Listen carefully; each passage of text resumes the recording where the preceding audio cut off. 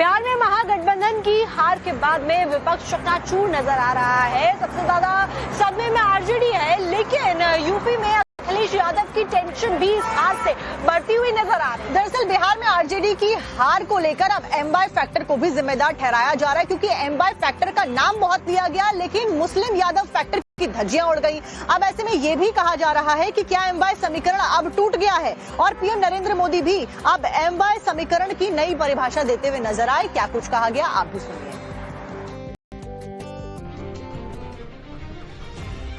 बिहार में एनडीए की बम्पर जीत के कई मायने हैं। अभी तक बिहार में एमवाई समीकरण को महागठबंधन की ताकत माना जाता था। ऐसे में कुछ समीकरण यूपी में अखिलेश यादव का भी है, लेकिन बिहार चुनाव आरजेडी का एमवाई समीकरण पूरी तरह ध्वस्त हो गया। खुद पीएम मोदी ने कहा कि कुछ दलों ने तुष्टीकरण के लिए एमवाई का फॉर्मूला बनाया था, लेकिन बिहार की जीत ने एक नया समीकरण एमवाई फॉर्मूला दिया है, और वो है महिला और युवा। बिहार में कुछ दलों ने तुष्टीकरण वाला एमवाई माय फॉर्मूला बनाया था, पर आज की इस जीत ने एक नया सकारात्मक एमवाई माय फॉर्मूला दिया है, और ये है महिला और यूथ। पीएम मोदी ने एक बार फिर से जंगल राज को लेकर कांग्रेस और आरजेडी पर जमकर निशाना साधा। पीएम मोदी ने कहा कि अब बिहार में जंगल राज कभी नहीं आएगा। बिहार के चुनाव में जब मैं जंगल राज की बात करता था, कट्टा सरकार की बात करता था, तो आरजेडी के लोग कभी विरोध नहीं करते थे, लेकिन कांग्रेस वालों को बहुत चुभता था और बहुत मोदी क्या बोल रहे हैं, ऐसा क्या बोल रहे हैं। लेकिन आज मैं फिर कहना चाहता हूं, मैं कहूंगा अब वापस नहीं आएगी कट्टा सरकार, अब वापस नहीं आएगी।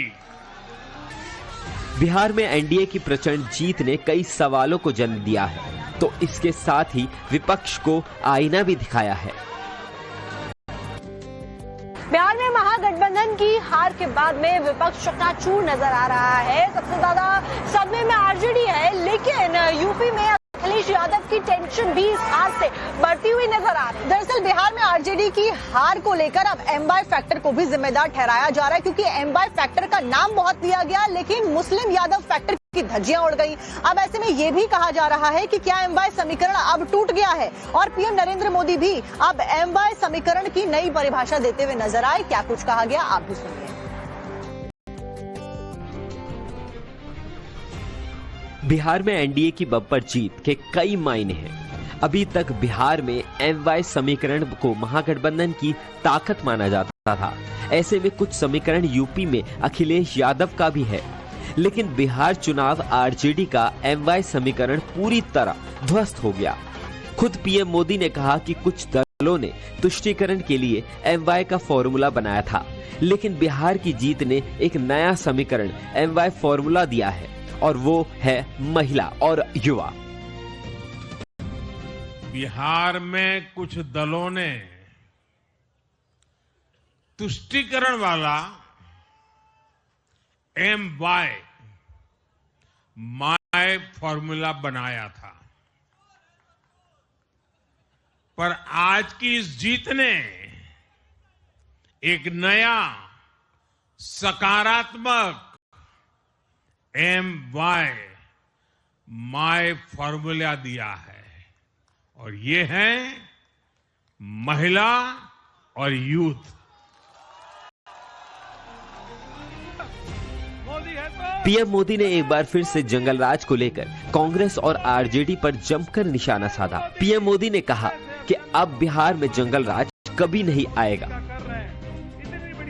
बिहार के चुनाव में जब मैं जंगल राज की बात करता था, कट्टा सरकार की बात करता था, तो आरजेडी के लोग कभी विरोध नहीं करते थे, लेकिन कांग्रेस वालों को बहुत चुभता था और बहुत बहुत मोदी क्या बोल रहे हैं, ऐसा क्या बोल रहे हैं। लेकिन आज मैं फिर कहना चाहता हूं, मैं कहूंगा अब वापस नहीं आएगी कट्टा सरकार, अब वापस नहीं आएगी। बिहार में एनडीए की प्रचंड जीत ने कई सवालों को जन्म दिया है, तो इसके साथ ही विपक्ष को आईना भी दिखाया है।